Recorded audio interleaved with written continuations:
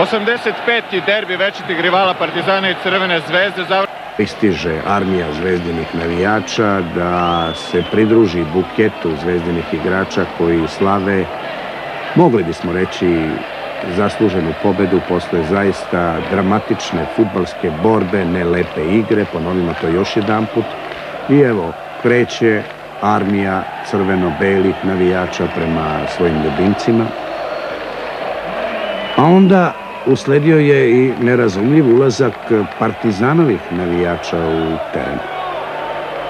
I teren je odjednom postao pravo srednjovekovno bojište. Vojske navijačke u frontalnom sudaru. Obezbeđenje nemoćno.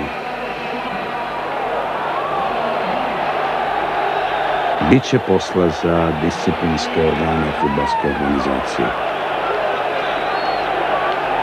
Šteta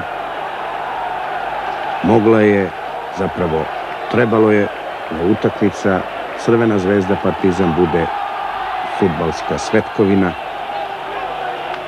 Završilo se kao fudbalsko pravo ratovanje. Zaista šteta, tako se ne stiže do fudbalskih zvezda, reč imaju disciplinci Fudbalskog saveza Jugoslavije.